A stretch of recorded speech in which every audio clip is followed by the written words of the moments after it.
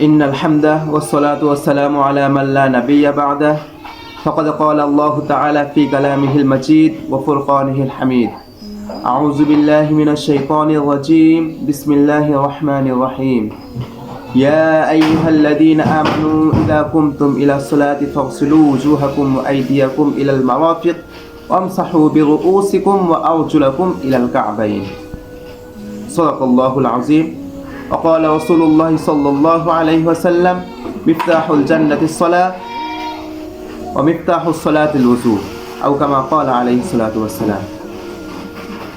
আলহামদুলিল্লাহ, সমস্ত প্রশংসা সেই মহান আল্লাহ তাআলার দরবারে, যে মহান আল্লাহ তাআলা আমাকে কিছু দিনে কথা বলা এবং আপনাদেরকে সেই দিনই কথা শোনা তৌফিক দান করলেন।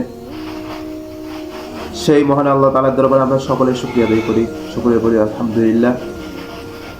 দুরূদ ও সালাম পেশ করতেছি মানবতার মূর্তি দুরূদ উভয় জগতের সরদার জনাবে মুহাম্মদ রাসূলুল্লাহ সকলে বলি সাল্লাল্লাহু আলাইহি ওয়াসাল্লাম।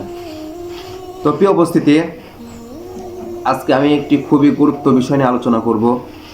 রাসূল কারীম সাল্লাল্লাহু আলাইহি ওয়াসাল্লাম ইরশাদ করেছেন, বুনিয়াল ইসলামু আলা খামসিন শাহাদাতু আল্লা ইলাহা ইল্লাল্লাহ ওয়া আন্না মুহাম্মাদার রাসূলুল্লাহ ওয়া ইকামিস সালাহ ওয়া ইতাআজ যাকাত ওয়াল হজ্জ ওয়া সাওমি রমাদান। বুনিয়াল ইসলামু আলা খামসিন শাহাদাতু আল্লা ইলাহা ইল্লাল্লাহ। ইসলামটি পাঁচটি জিনিসের উপর স্থিত আছে।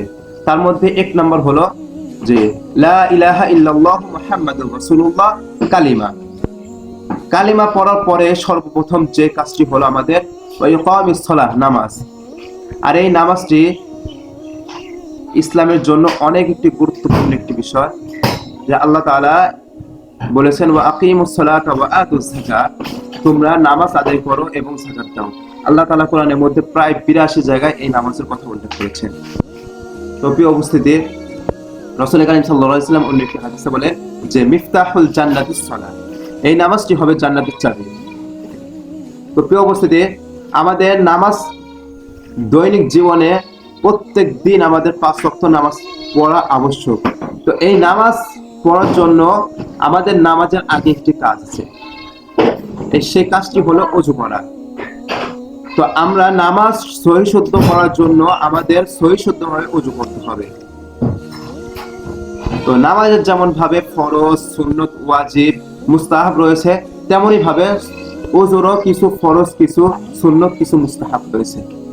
একটি ফরজ তরক করি তাহলে আমাদের যেমন ভাবে নামাজ নষ্ট হয়ে যায়, নামাজ নষ্ট হয়ে যাবে। যদি ওয়াজিব ছুটে যায় তাহলে আমাদের নামাজ নষ্ট হয়ে যাবে। তেমনি ভাবে যদি ওযুর মধ্যে যদি আমাদের কোনো একটি যদি ফরজ ছুটে যায় তাহলে আমাদের ওযু হবে না। আর যদি ফরজ তরক করে যদি আমরা ওযু করি ওইভাবে, তাহলে আমাদের ওযু হবে না। আর আমি ওই অবস্থায় যদি আমি নামাজ পড়ি তাহলে আল্লাহ তাআলার নিকটে এই নামাজ কবুল হবে না। তো প্রিয় উপস্থিতি, ওযুর ফরজ কয়টি? আল্লাহ তাআলা কোরআনে একটা আয়াত নাযিল করেছেন, ইয়া আইয়ুহাল্লাযীনা আমানু ইযা কুমতুম ইলাস সালাতি ফাগসিলু ওয়ুজুহাকুম ওয়া আইদিয়াকুম ইলাল মারাফিক ওয়ামসাহু বিরুউসিকুম ওয়া আরজুলাকুম ইলাল কা'বাইন। হে ঈমানদারগণ, তোমরা যখন নামাজ আদায় করার ইচ্ছা করো তখন তোমরা তোমাদের মুখমণ্ডল ধৌত করো এবং তোমাদের উভয় হাতের কনুই সহ ধৌত করো এবং তোমরা তোমাদের মাথা মাসাহ করো ওয়া আরজুলাকুম ইলাল কা'বাইন, এবং তোমার উভয় পায়ের টাকনু ধৌত করো। তো আমরা এই আয়াত থেকে বুঝতে পারি যে ওযুর ফরজ হলো 4টি। এক নাম্বার ফরজ হলো সমস্ত মুখ ধৌত করা। সমস্ত মুখ ধৌত করা বলতে আমরা কতটুকু বুঝি? আল্লাহ তাআলা তো কোরআনের মধ্যে নির্দিষ্ট করেন, তাহলে আমরা কতটুকু ধুব? তো সমস্ত মুখ ধোয়া এটার পরিমাণ হলো যে কপালের উপরিভাগ চুল থেকে থুতনির নিচ পর্যন্ত এবং এক কানের লতি থেকে অপর কানের লতি পর্যন্ত ধৌত করা। 2 নম্বর হলো উভয় হাতের কনুই পর্যন্ত ধৌত করা। উভয় হাতের আমরা কনুই পর্যন্ত ধৌত করব, এটা হলো 2 নম্বর ফরজ। 3 নম্বর ফরজ হলো ওয়ামসাহু বিরুউসিকুম, আল্লাহ তাআলা বলেছেন ওয়ামসাহু বিরুউসিকুম, তোমরা মাথা মাসাহ করো। কিন্তু মাথা মাসাহটা আমরা কতটুকু পর্যন্ত করব? কি পরিমাণ আমরা মাথা মাসাহ করব?